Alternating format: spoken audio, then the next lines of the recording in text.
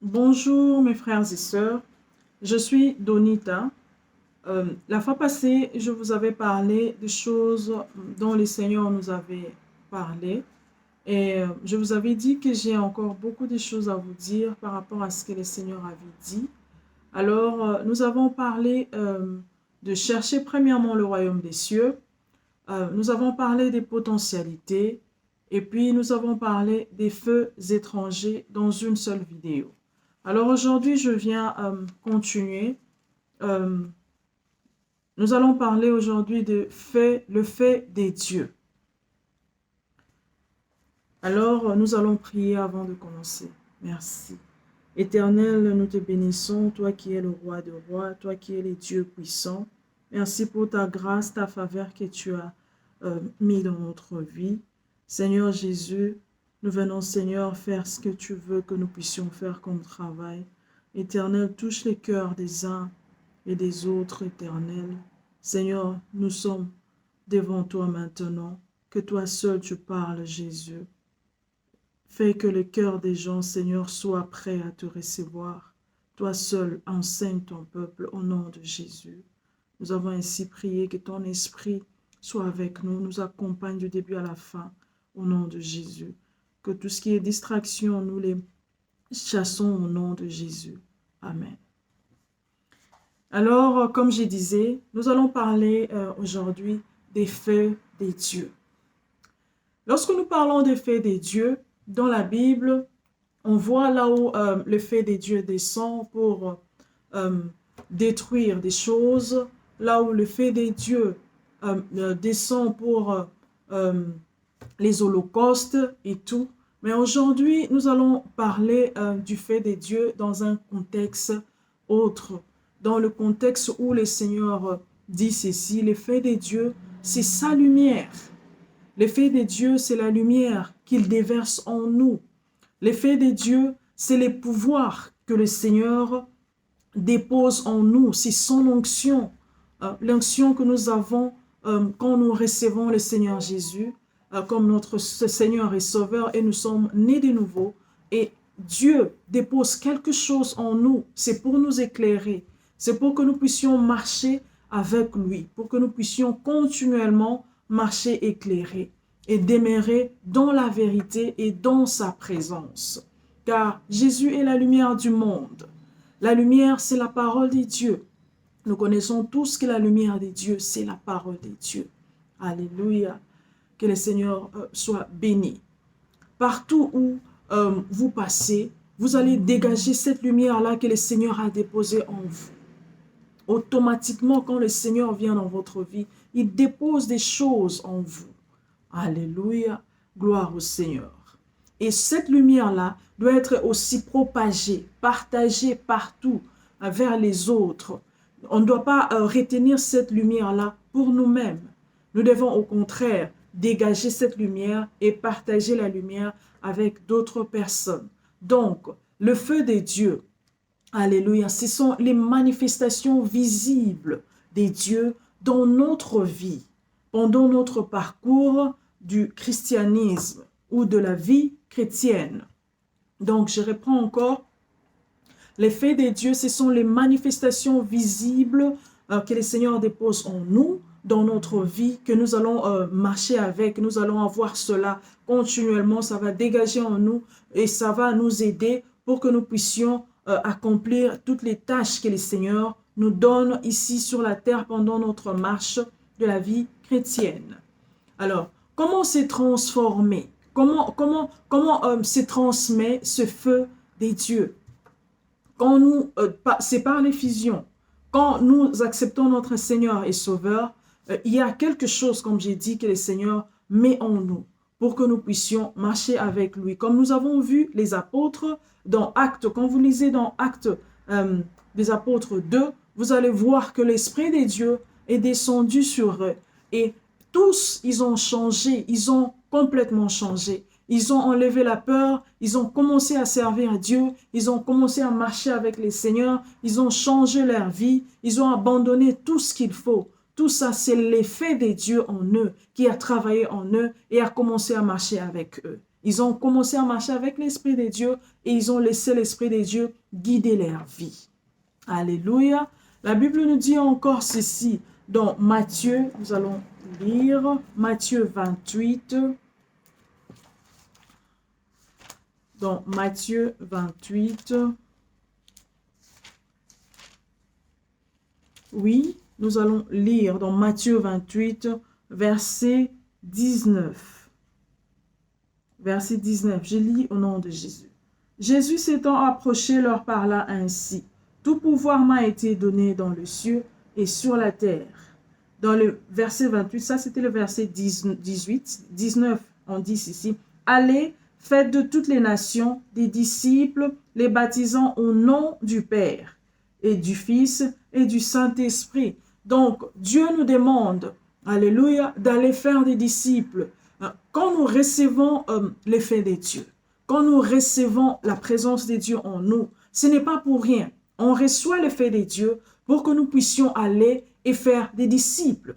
D'abord, c'est pour nous-mêmes, pour arranger notre vie, préparer notre vie pour l'éternité. Et comment est-ce qu'on doit préparer cette vie-là? En suivant les normes et les enseignements que le Seigneur nous donne. Donc, quand on dit « allez, faites des nations, des disciples, baptisez-le, enseignez-le », donc nous-mêmes déjà nous sommes baptisés et nous avons reçu l'Esprit de Dieu et nous allons aussi enseigner les autres, nous allons aussi baptiser les autres. Et même si ce n'est pas notre travail de baptiser, mais nous allons ramener les gens pour qu'ils soient baptisés. Nous allons parler de Jésus à ces gens-là pour que ces gens-là puissent accepter le Seigneur Jésus et c'est Dieu lui-même qui convaincra ces personnes-là.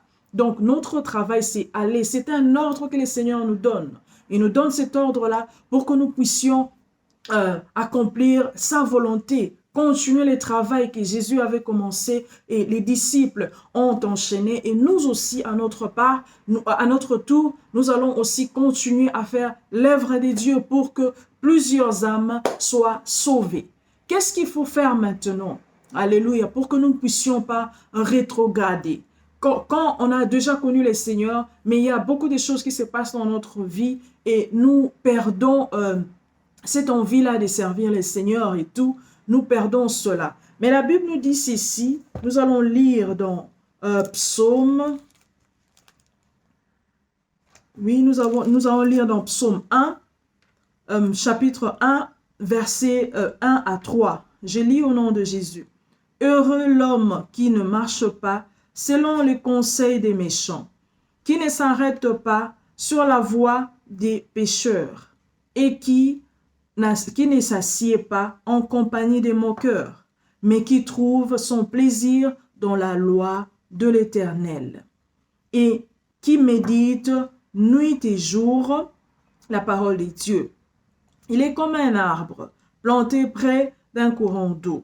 Alléluia, ça c'est la parole de Dieu. Alors, nous devons faire un effort. Lorsque nous ne sentons plus cette envie-là de servir le Seigneur, nous devons être bien entourés. Ici, on parle aussi de l'entourage. Donc, nous devons être bien entourés pour que les gens avec qui nous vivons nous aident aussi à ne pas succomber, à ne pas tomber, en nous enfoncer encore. Alors, nous devons être en compagnie des gens qui aiment la parole de Dieu, en compagnie des hommes qui sont là pour nous relever, pas pour nous enfoncer encore. Non, nous devons faire la volonté de Dieu. Ici, on dit marcher heureux, l'homme qui marche selon les conseils, qui ne marche pas selon les conseils des méchants.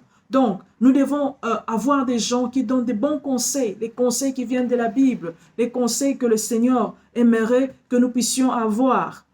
Alléluia.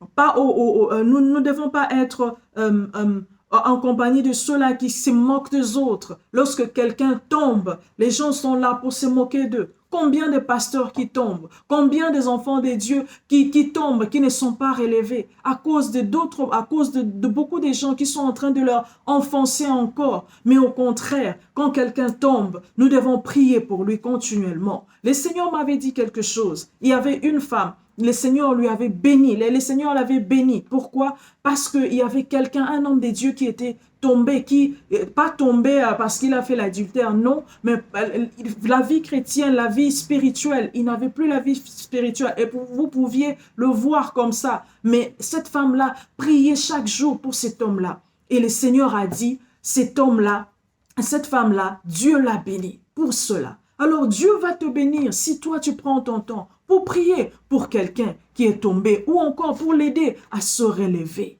Alléluia. La Bible nous dit encore dans Lévitique, alléluia, dans l'Ancien Testament, si vous pouvez lire, c'est pas beaucoup, le feu brûlera continuellement sur l'autel. Il ne s'éteindra point. Alléluia. Oh, la Bible nous dit ça, c'est dans l'Ancien Testament. Dans l'Ancien Testament, le feu devait rester allumé. Il y avait des Lévites qui étaient là pour travailler là-dessus. Chaque jour, veiller à ce que l'huile soit là pour que la lumière puisse continuer à briller dans cet endroit-là. Mais aujourd'hui, les tabernacles, c'est dans notre cœur. Jésus est en nous. Nous portons Jésus en nous. Donc, c'est notre responsabilité. C'est de notre responsabilité de faire que cette lumière-là puisse briller continuellement. Donc, nous devons veiller pour que la lumière ne s'éteigne pas. C'est notre travail à nous. Chaque chrétien a ce travail-là de veiller que la lumière de Dieu ne s'éteigne pas dans sa vie. Au fait, Dieu allume cette lumière-là au départ. Alléluia, en toi. Il allume cela. Et il crée ces désirs-là. Il crée les désirs en toi. Alléluia. Il crée ces désirs-là. C'est pourquoi vous allez remarquer que quand vous connaissez, vous acceptez le Seigneur comme Seigneur et Sauveur, vous avez ces ailes-là et Dieu t'est rempli de ces ailes-là. Alors, il faut la garder. Il faut les garder. Toutes ces choses que le Seigneur remplit dans ta vie, il faut les garder pour que ta lumière puisse briller continuellement. Alléluia. Je voudrais dire à quelqu'un aujourd'hui, tu dois faire un effort pour que la lumière de Dieu, alléluia, ne s'éteigne pas. Alléluia. Dieu a commencé un travail en toi. Et Dieu voudrait continuer ce travail-là. Mais toi, tu l'empêches de continuer à faire ce travail en toi. Dispose-toi. Laisse-toi emporter par l'Esprit de Dieu pour que le Seigneur continue à faire ce travail-là qu'il a commencé en toi. Dieu est illimité. Il fera toutes choses comme il le veut. Il y a un travail que Dieu a déjà commencé avec toi. Il te demande de lui donner encore, alléluia, beaucoup de temps pour qu'il puisse continuer à faire des choses. Il t'a donné ces choses-là. Il doit continuer à les perfectionner parce qu'il est illimité. Dieu voudrait le perfectionner, mais tu ne lui donnes pas le temps. Donne au Seigneur le temps pour qu'il puisse perfectionner encore ce que tu as. Tu as les dons, mais Dieu ne voudrait pas que tu te limites là. Il voudrait que tu puisses aller de gloire en gloire. C'est possible avec les seigneurs. Parce que Dieu, il est illimité, il est puissant. Il fait toutes choses comme il le veut. Mais donne-lui seulement ton temps. Donne-lui ton cœur. Donne-lui ton corps. Alléluia. Oh, Dieu, c'est Dieu qui fait tout cela. Alléluia. Ce qu'il allume en toi doit arriver aussi aux autres. Ça ne doit pas se limiter à toi. C'est ce que Dieu veut. Alléluia. Dieu m'a montré, j'ai vu une dame qui marchait et elle dégageait la lumière partout, de partout, dans son corps, du haut en bas. Elle dégageait la lumière et cette lumière-là arrivait aux autres. C'était vraiment magnifique, mes frères et sœurs. Et Dieu voudrait que cette expression-là qu'il nous montre là, que nous puissions la vivre en nous. Alléluia. Quand les gens te voient, ils doivent voir la présence de Dieu. Ils doivent ressentir la présence de Dieu. Ils doivent avoir envie de Dieu quand ils sont avec toi, toi qui es chrétien. C'est ça, c'est ce que Dieu veut. Alléluia. Donc, tu as le choix de vouloir que la lumière de Dieu s'éteigne en toi ou encore que la lumière de Dieu s'étende encore vers d'autres personnes. C'est un choix. Alléluia. Et Dieu te demande de faire un bon choix. Le bon choix, c'est quoi? De vouloir que la lumière de Dieu s'étende partout. Alléluia. Vers les autres, au travers de toi. Ça, c'est ce que Dieu voudrait. Alléluia. Sachez que la foi chrétienne, elle est fervente. Elle est bouillonnante. Elle peut monter de gloire en gloire. Alléluia. Mais aussi, elle devient l'échec. Quand nous ne faisons rien. Quand nous ne voulons pas que la foi puisse augmenter. La foi puisse s'expandre, ok? Ça c'est ce que Dieu voudrait pour nous. Alléluia. Si tu veux que ce feu-là, alléluia, le feu de Dieu soit continuellement, alléluia, dans ta vie, tu dois te purifier chaque jour. Purifie-toi par le sang de Jésus. Jésus nous a donné son sang pour nous purifier. Nous ne sommes pas parfaits. Personne n'est parfait, mais nous courons tous vers la perfection. C'est pourquoi nous avons le sang de Jésus pour nous laver. Purifie-toi chaque jour et fais un effort pour changer de camp, pour marcher selon les seigneurs. Alléluia. Et deuxièmement, répands-toi. Lorsque l'Esprit de Dieu te parle, ne résiste pas, réponds-toi. Là où des choses que tu es en train de faire, ce n'est pas bon, réponds-toi et Dieu sera avec toi. Alléluia. Restez fidèle à Dieu. Reste fidèle à l'engagement que tu as eu à Dieu. Dieu t'a donné des choses, reste fidèle à lui et refuse que la lumière de Dieu ne s'éteigne dans ta vie. Demande à l'Esprit de Dieu de te conduire, demande à l'Esprit de Dieu, alléluia, de consumer toutes les mauvaises choses en toi. Et le Seigneur, alléluia, sera content de toi, tu pleuras au Seigneur. Merci beaucoup, que le Seigneur vous bénisse. Je sais que cette parole vous bénira énormément. Alléluia, gloire au Seigneur. Abonnez-vous s'il vous plaît et quand à chaque moment, le Seigneur, j'ai encore beaucoup de choses à vous dire, ce que le Seigneur nous a montré. Merci beaucoup. Nous allons encore nous revoir à la prochaine. Au revoir.